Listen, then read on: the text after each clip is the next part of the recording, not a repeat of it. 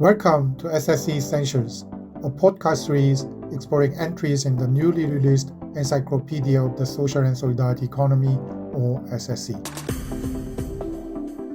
The Encyclopedia is your comprehensive guide to the SSE, a concept recognized globally for its potential for inclusive and sustainable economic and social development. Published by Edward Elgar, the SSE Encyclopedia is a collective work of the United Nations Interagency Task Force on SSE, or UNTF-SSE.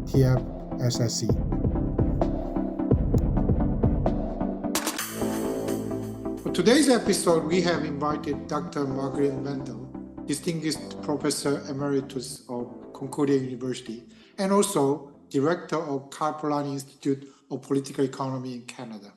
Professor Mendell, thank you for joining us today.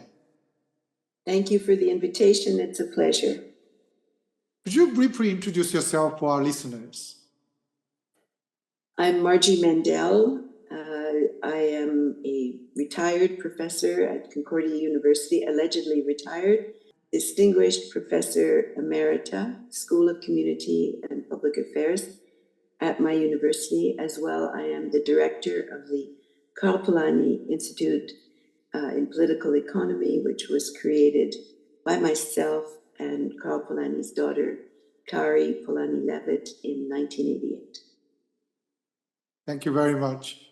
You've been researching and teaching SSE for all your academic life. And also you have been a leading scholar in Carl Polanyi research. And even after your retirement from Concordia University, you are still working as the director of the Carl Polanyi Institute of Political Economy. Could you explain why and how you started working on these two research areas, the SSE and Carl Polanyi, and why and how Carl Polanyi's thoughts and the SSE are related to each other?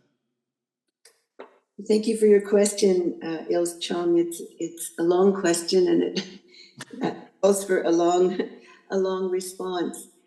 I did a doctorate in economics at McGill University, and my field was history of economic thought and economic development. I had never been exposed to the work of Carl Polanyi. He was not on any syllabus, neither in history of thought nor in economic history, and certainly not in economic development. At the time, I was very interested in the Brazilian model, which was the work of Celso Furtado and other economists in the dependency school. And I discovered the writings of Carl Polanyi purely by chance. In the library, when reading a journal on income distribution in what we now call the Global South, I came across an article by Irma Edelman. And one of the references was not to the Great Transformation, but to trade and markets in the early empires. And I was quite intrigued. And I read this article and was literally knocked off my chair, wondered why I had never heard of this thinker, why he wasn't on any reading list. I did not know that his daughter was one of my professors. And I brought this article back to my own professor, who was not Kari Polanyi at the time. It was a professor in history of economic ideas. And I insisted that we explore further and that I would certainly introduce this in my own research into my thesis, but also I would insist that this man's writings be included in any syllabus in the history of economic ideas. So that's how it began.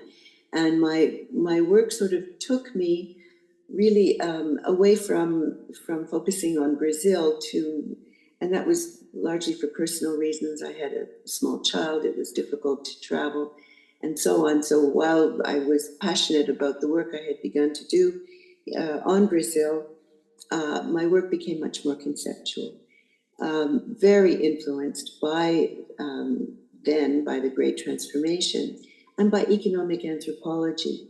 Economics at the time was still a discipline that was close to political economy. It was not the narrow discipline that it has become, very sadly, and to its peril and to the peril of the world.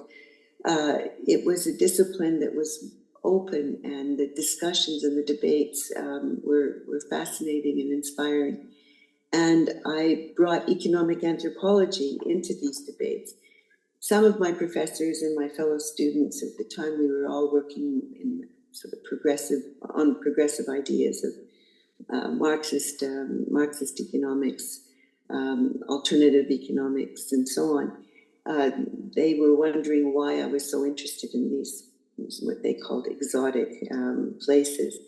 And I said, well, this is fascinating because we see that the market economy was really a moment in history, and that it was captured politically, but that in fact markets existed throughout history, across societies comparatively.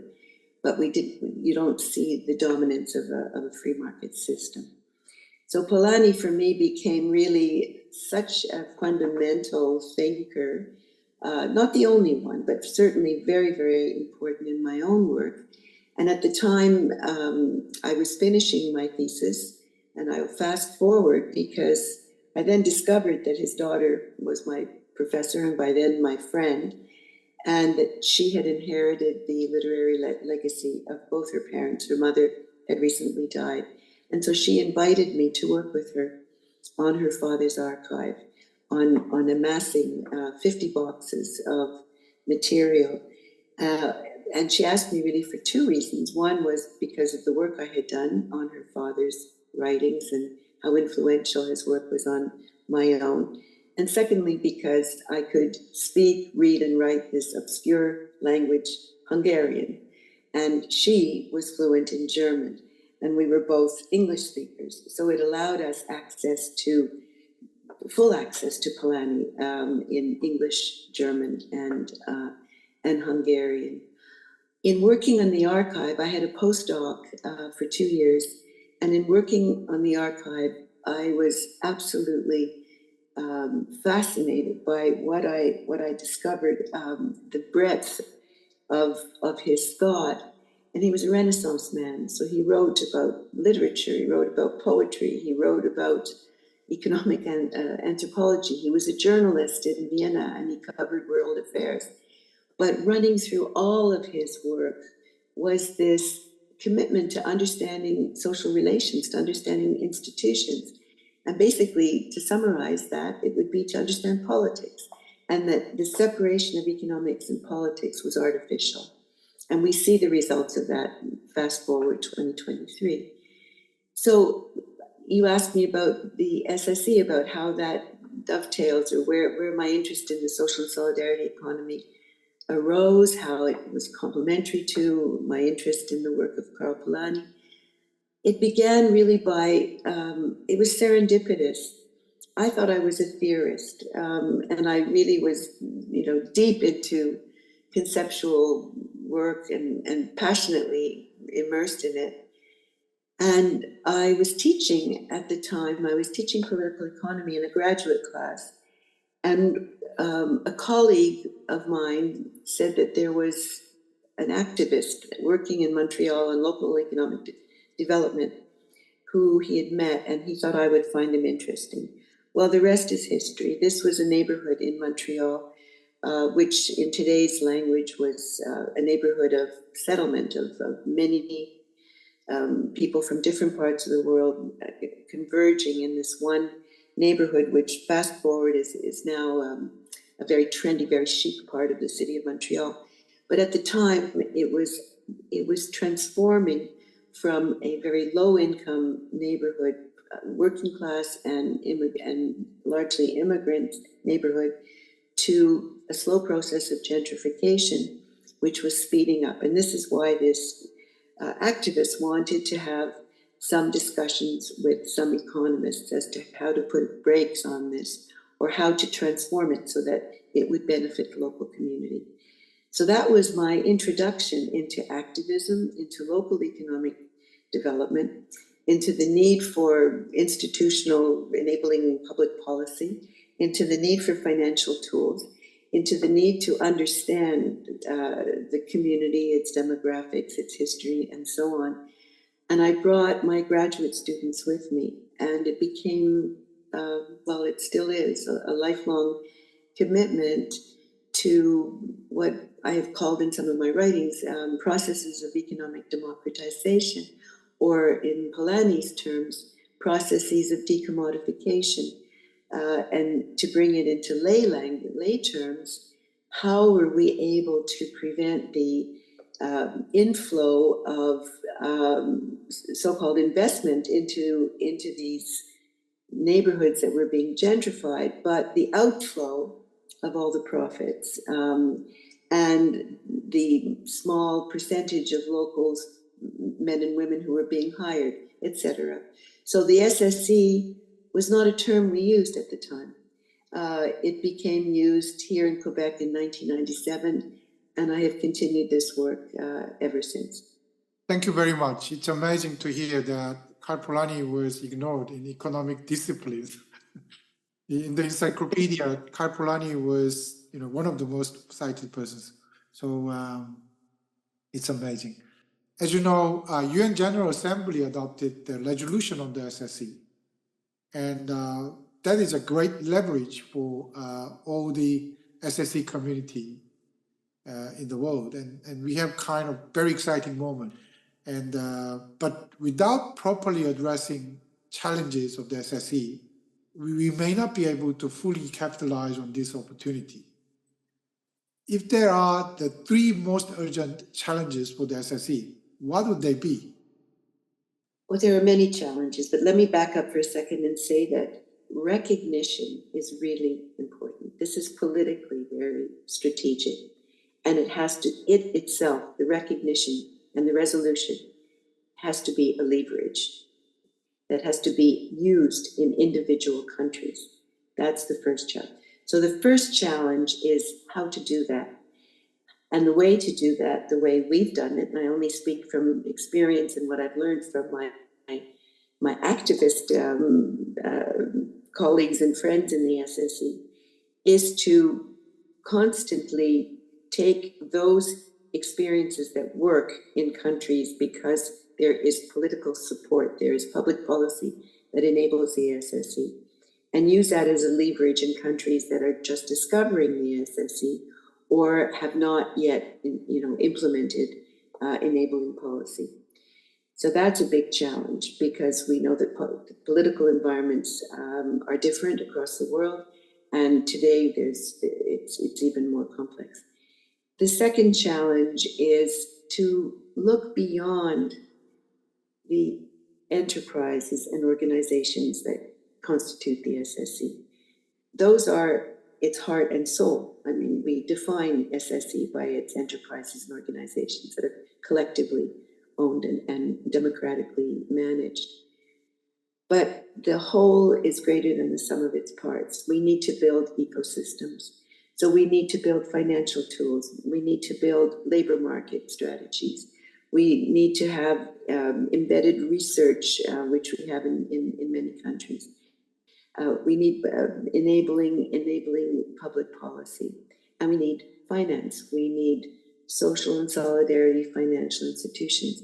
So it has to, the biggest challenge is how to move from the heart and soul, the enterprises, to creating tools that will allow for an alternative economic development strategy, which I believe is what the SSE constitutes. It is much greater than the sum of its constituent collectively owned enterprises. You wrote an entry on partnership and co-construction for the encyclopedia. What messages or key points did you want to convey to the readers through that entry? My key point that I wanted to convey, and it really is an obsession with me right now, is that governance matters. And that part of one of the really major roadblocks we face is the ossified institutions that support and celebrate social innovation but do not innovate within their own structures. And so sometimes, or very often, more than sometimes, most often, there are very good people within, and I'm not only speaking about elected officials, but people within the civil service, people who are committed to to new processes of development, who are blocked because of working in silos within government and not being able to engage directly with stakeholders. This has to change. And I think it will change, because where it is happening, those within those institutions, and I have firsthand experience, we're working on this here right now with the big city of Montreal, those within those institutions see the value of co-construction and partnership. And the value is very simple. It's more efficient. It's more effective. Institutions, political institutions at all levels look for results. Why not embrace processes that are better able to achieve those results? The old institutions and their structures have to shift, have to change. And I hope that this is, in that short entry, that was the message that I wanted to convey. And in the same way, it calls upon those of us who are researchers to work across disciplinary boundaries. This is the period of post-boundary co-construction, intellectually and on the ground. Thank you, Professor Marguerite Mendell, for being with us today. Thank you, Il-Chong. It's a pleasure. That's all for today's episode of SSE Essentials. The Encyclopedia of the Social and Solidarity Economy is available online for free. It is also for sale in hard copy for your libraries or bookshops. Check the links in the podcast description to get your own copy. Thanks for listening, and stay tuned for the next episode of SSE Essentials.